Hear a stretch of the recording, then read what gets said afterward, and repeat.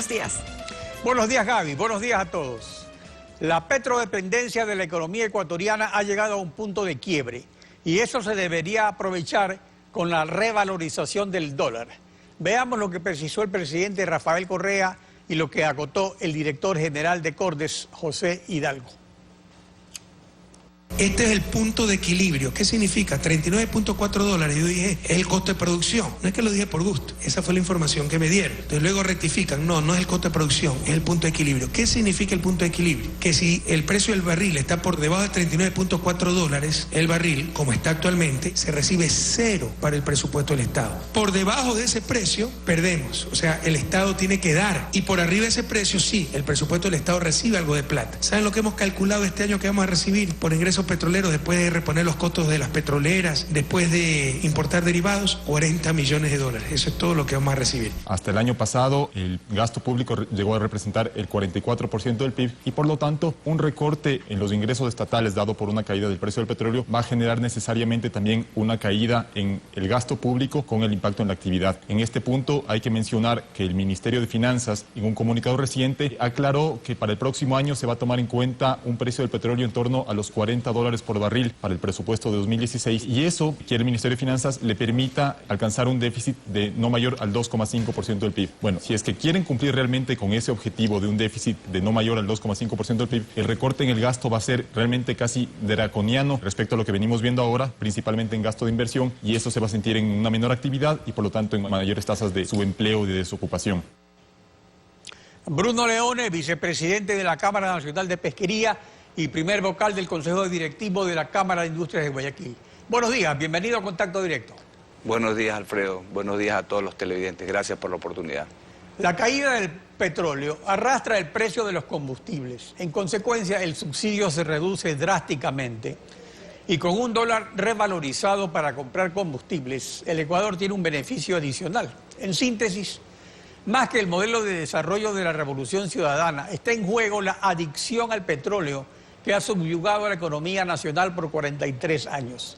Parecería que es hora de terminar con la dependencia del petróleo y eliminar ese subsidio que pesa sobre el gasto corriente del presupuesto. ¿El sector productivo puede absorber ese costo y en qué condiciones? Buenos días. Efectivamente, el Ecuador ha venido gozando de unos precios extraordinarios del petróleo en los últimos años y eso era obvio tener en cuenta de que no era por una situación del petróleo porque del Ecuador como país petrolero, porque el Ecuador es un país de una producción marginal hasta cierto punto. Teníamos que haber pensado de que esa situación en algún momento iba a terminar porque en definitiva el petróleo es energía y si la energía estaba siendo muy cara para los países, para el resto de los países del mundo, había que pensar que en algún momento iban a venir fuentes de energía alternas que iban necesariamente a ir en contra, digamos, a competir contra el petróleo. Ese momento ya terminó. Entonces ahora es el momento de pensar en que el modelo de desarrollo del Ecuador, que se movía por una fuerte inversión en el gasto público durante estos años, ha terminado y hay que pensar a mirar de qué otras maneras podemos hacer crecer la economía del país. Hace algún tiempo nosotros venimos diciendo que es necesario crear las condiciones para privilegiar la inversión privada. Hoy sabemos que se está preparando una ley de alianzas público-privadas que supuestamente quiere crear una plataforma adecuada para que esas inversiones fluyan. Se dice que tenemos una moneda como el dólar, que es una moneda dura y que eso nos hace difícil poder enfrentar la crisis. Yo más bien pensaría que el hecho de tener una moneda dura como el dólar, que da certidumbre en el tiempo, esta moneda es una de las pocas cosas que dan certidumbre en el tiempo acá en el Ecuador. Sobre la base de esa moneda que da certidumbre, repito y quiero ser reiterativo en esto, podemos construir la posibilidad de hacer buenas y mejores inversiones atrayendo a los inversionistas, porque nadie, ningún inversionista del exterior va a traer, digamos, $1 millón para cambiarlo a una moneda propia y que al día siguiente ese $1.000.000 valga 10, 15, 20 o 30% menos. Si la gente sabe que viene de un país donde el dólar es su moneda, sabe que esa moneda se va a mantener en el tiempo. Entonces el tema es de ver cómo manejamos los costos internos del país. Ahora, dentro de esos costos internos ha estado el subsidio de los combustibles y siempre se lo ha defendido con un prejuicio político de que se caían los gobiernos, pero es porque había una moneda basura que después de devaluarse obviamente subía los precios de todo, no solo de los combustibles. Y el hecho cierto es que en este momento ese subsidio se ha reducido drásticamente. Pero siempre se ha dicho que eso es para apoyar a la industria, apoyar al sector productivo, porque sin otro precio del combustible eso no podría ser. Lo cierto es que ahora ese subsidio ha bajado. Lo cierto es que el precio de los combustibles también ha bajado.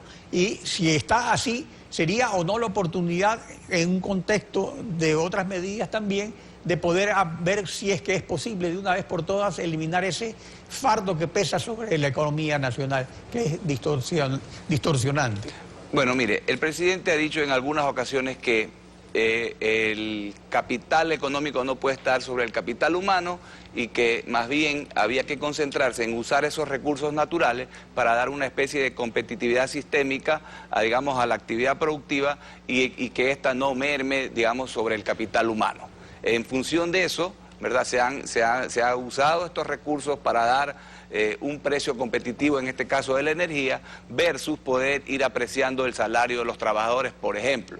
El presidente explicaba que, por ejemplo, en el Asia, en las décadas de los 70, cuando estos países implementaron sus planes de desarrollo, como no tenían recursos naturales, tuvieron que apuntalar su desarrollo basado en unos salarios bajos. En el caso del Ecuador, ese no es la situación. En el Ecuador hoy día el trabajador recibe unos salarios en términos reales, en moneda dura, que le permite consumir y gastar, y de hecho ha sido posible por esta vía que la gente compre casas, carros, etcétera, y que en definitiva mejore su nivel de vida. Entonces, tenemos que ver cómo hacemos, repito, para mejorar el costo país. Tenemos que darle salida a nuestros productos de exportación. Hay tres formas como entran dólares a una economía, tres formas lícitas.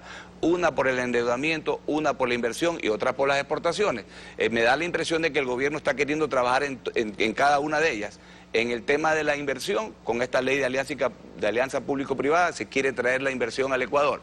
En el tema del endeudamiento, hemos visto cómo ahora se han movido los conceptos de la deuda, de deuda consolidada a deuda total, etcétera, para poder abrir el techo de la norma macrofiscal que dice que no se puede endeudar por encima del 40% del PIB. El gobierno está haciendo esfuerzos por traer dólar por la vía del endeudamiento. Entonces ahora también tenemos que trabajar en la forma de traer dólares por la vía de las exportaciones. Tenemos que darle mercado a nuestras exportaciones. El acuerdo con Europa sigue ahí, avanzando a paso lento. Tenemos informes de que la situación no está avanzando de acuerdo al cronograma. ¿Por qué negarse a llegar a un acuerdo comercial con los Estados Unidos cuando tenemos inclusive la misma moneda? Ahí no habría el problema de la apreciación o depreciación porque estamos hablando de la misma moneda. Ahora se está hablando de un acuerdo con Corea. Ok, muy bien, pero eso es lo que tenemos que hacer. ¿Y qué más tenemos que hacer para que puedan las exportaciones ser competitivas? Necesitamos créditos a tasas internacionales. Hoy por hoy, en el país, el crédito está parado. La banca no está operando hace ya casi 90 días. Sabemos que los depósitos han caído y por ende las operaciones de crédito han caído, porque los bancos son intermediarios, reciben depósitos, los administran de tal forma y los colocan... Pero respecto al crédito hay una cosa, ante la reducción de la capacidad de endeudamiento del Estado con la caída del petróleo y con el fin de facilitar la circulación de dólares provenientes de créditos externos para el sector privado, por resolución 107 de la Junta de Política y Regulación Monetaria y Financiera, las entidades del Sistema Financiero Nacional podrán acogerse a la exención del pago del impuesto a la salida de divisas cuando los recursos provengan de instituciones financieras internacionales o entidades financieras especializadas de cualquier jurisdicción o país, sin excepción. Ahora, esta medida positiva para fortalecer la dolarización debería ampliarse a los créditos que directamente obtengan en el exterior las empresas privadas. ¿Eso está ocurriendo o no está ocurriendo? Bueno, tengo entendido que se lo va a ampliar en ese sentido. El punto aquí, mi querido Alfredo y amigos televidentes, es que tiene que haber, la medida tiene que ir acompañada de una percepción de seguridad, de tranquilidad y de confianza de la gente, porque sinceramente yo no veo posible que alguien pueda conseguir un crédito como ocurrió en la década de los 80, que tomaba crédito en moneda dura, los traía, los cambiaba, los ponía a circular en la economía nacional, y cuando toque repagar, posiblemente qué escenario vamos a tener. Entonces hay que dar tranquilidad y certidumbre en el tiempo. Mire, yo converso con mucha gente, con mis trabajadores en general, la gente dice, ya estamos cansados de la política. Queremos paz y tranquilidad, pongámonos a trabajar por el bien, porque al final del día las políticas públicas tienen que ir destinadas a que la gente pueda tener un mejor nivel de vida. El mejor plan social que cualquier gobierno puede poner en práctica es aquel en donde la gente tenga trabajo legal, trabajo digno, trabajo decente. Eso por un lado. Y por otro lado hay una frase que siempre la repito de un Premio Nobel de Economía donde dice que la verdadera responsabilidad social de las empresas es al accionar, al trabajar todos los días, generar utilidades para que de esa forma la empresa se mantenga y se mantengan los trabajos. El 73% de los empleos del Ecuador lo provee la empresa privada. Entonces no perdamos de vista de eso y entonces dejémonos de estar en estas peleas y en estas cosas. Cualquier persona que opina de alguna manera que no sea en la línea, digamos, de lo que se está diciendo por parte del gobierno, pasa a ser, digamos, una especie de traidor y no hay nada de eso. Todos somos Ecuador, yo siempre lo he dicho y lo vuelvo a repetir aquí. El problema que estamos... Ahora, Bruno, hay otra desgracia también en el horizonte cercano que podría ofrecer beneficios sobre la destrucción que disemina, que es el fenómeno del niño. Rodney Martínez, director internacional del Centro Internacional para la Investigación del Niño, señaló lo siguiente aquí en Contacto Directo. Veamos. En el caso de los países, por ejemplo, como Ecuador y Perú, en el norte especialmente, el niño trae lluvia por encima de lo normal. Y esto siempre va a constituir también una oportunidad. Para el caso de Ecuador, la recarga de acuíferos, la disponibilidad de recurso hídrico, la fertilización de tierras e inclusive la posibilidad de tener durante el niño, durante las lluvias relacionadas con el niño, actividades agrícolas en zonas que normalmente no se podría tener. Todo esto se puede hacer siempre y cuando se lo maneje y se lo coordine con antelación. Y definitivamente, si hay un manejo estratégico, el niño se puede capitalizar. Por ejemplo, también en el sector pesquero. Sabemos qué especies vienen con las aguas cálidas como producto del niño y pues eso implica tener un manejo en el cambio de aparejo, en el cambio de tecnología que se pueda requerir para optimizar la captura de estas especies y pues tomar en cuenta las especies que pueden ser desplazadas por el calentamiento del océano. En el caso de la pesca, ¿qué se espera en precios viendo que el niño afecta también a nuestros competidores? ¿Qué se afecta? ¿Qué se podría beneficiar? Bueno, mire, en primer lugar coincido con las expresiones del señor que acaba de presentarse en la pantalla. El agua es vida, el agua es buena, los excesos son los malos. Yo quisiera pensar, o quisiéramos pensar, los ecuatorianos, que después de todo este periodo de obras de infraestructura que el gobierno ha hecho, estamos mucho mejor preparados desde el punto de vista de la infraestructura como para soportar un fenómeno que es un fenómeno natural y que viene cada cierto tiempo y eso lo tenemos que tener claro los ecuatorianos. Más bien, como él decía, el agua va a enriquecer los campos, va a mejorar los acuíferos y eso va a ser una cosa positiva. En la pesca, en el caso del atún, que es el 80-90% de la pesca del Ecuador, estamos en este momento teniendo una afectación, pero nosotros lo tenemos claro, sabemos que es un ciclo y sabemos que eso va a pasar. ¿Por qué? El atún, especie que nosotros capturamos, es una especie altamente migratoria. Es una especie que apenas las condiciones de corrientes y temperaturas cambian, el pez se redistribuye, migra a otros lugares donde encuentra un hábitat más adecuado para sobrevivir. Entonces, en este momento ya tenemos una afectación del niño porque el niño ya está ocurriendo en el medio del Pacífico. Los científicos han determinado que para que el niño que viene todos los años, porque es la corriente cálida del niño que entra todos los años, pueda ser considerado fenómeno, tiene que darse la condición de que por 3 meses consecutivos la anomalía de temperatura sea mayor a 1 grado. Eso ya está ocurriendo y eso ya se está sintiendo en el mar. Las capturas en el Ecuador se han reducido drásticamente. Pero ¿qué pasa? Toda acción tiene una reacción. Cuando venga el efecto post-niño, lo que vamos a tener es una pesca exuberante, que inclusive en el pasado esa pesca exuberante tuvo un impacto en los precios, porque por oferta y demanda hubo tanto pescado que el precio cayó a niveles preocupantes. Entonces, ese es un tema que nosotros lo conocemos, lo que hay que tener hay que saber que esos ciclos funcionan de la naturaleza, en este caso, los ciclos económicos también, como hablábamos hace un momento, y estar preparado para eso.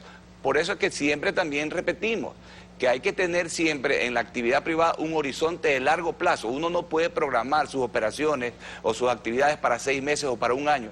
En la pesca, concretamente, mi estimado Alfredo y queridos amigos, Las inversiones en capital para tener un barco, para tener una planta, para poder armar una operación de exportación y competir en calidad y en cantidad en los mercados internacionales, hay que hacer grandes inversiones que uno tiene que saber que en el tiempo, con un ambiente, digamos, de negocios y de trabajo adecuado, uno puede ejecutarla e ir recuperando la lícita inversión y teniendo las lícitas utilidades que son necesarias, como dije hace un momento, para que los empleos se mantengan y el país crezca. Bruno Leone, gracias por acompañarnos hoy en Contacto Directo.